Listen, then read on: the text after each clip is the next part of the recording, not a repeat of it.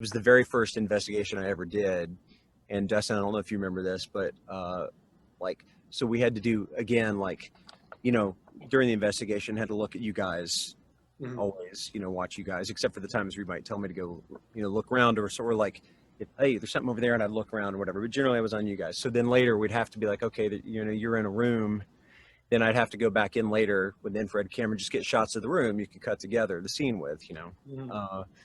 And I was the last person in the castle, and the castle was, you know, of course, completely dark, and no lights, no electricity on there in there at all. And I remember just having to be on my walkie the whole time, just like, oh, okay, guys, I'm going in, all right. Oh shit, oh god. And there was just like, in particular, there's this like really scary room, I feel like on the second floor or something, that had like wax figures in it, like creepy, like just, and I was like, oh shit, I'm about to have to go in there. Okay, guys, here I go. And they're like, oh, we're rooting for you. Go on, we're right here, whatever. And I went in and I walked in, and it was like this. Also, there's like levels of black drapes or something that you had to walk through. So literally, I walked black drape into this room with all these wax figures, is the way I recall it.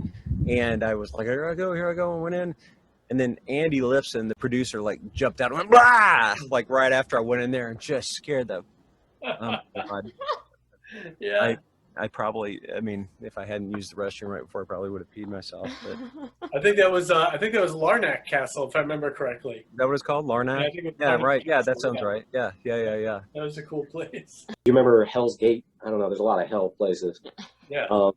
Yeah, and we were at Hell's Gate, and my part of my job was to, if there were interviews lined up, to go and vet the interviews in person, and if there weren't, find some interviews, find some people that had been there. And we went to this tiny town. It was just me, Hobbs, not a great translator, and we just drive into this tiny town of like, I mean, a village. I'm sorry, not a town, a village.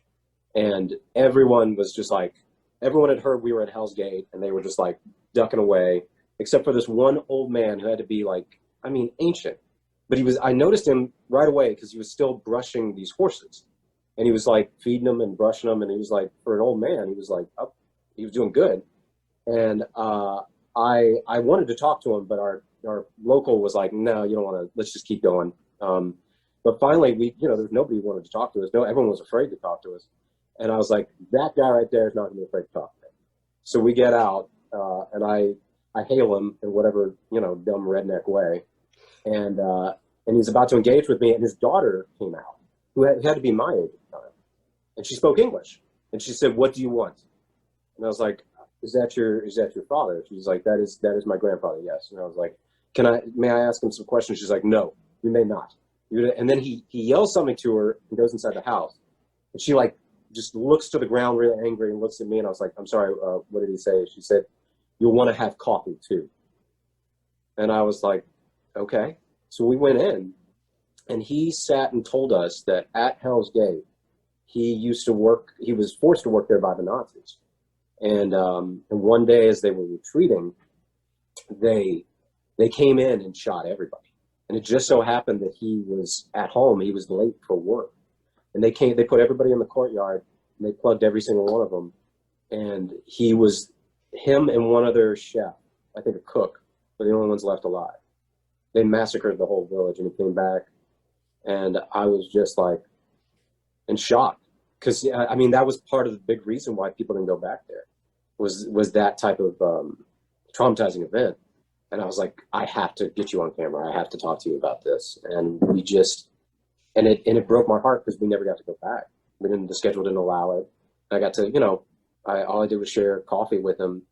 And he didn't, and I remember him looking at me and not even believing when he was like, you'll be back. He was just, all he said was, well, at least now you know that story. And one of the biggest regrets was not getting him on camera. But yeah, that's the kind of, you didn't know what you were going to get when you go to those places.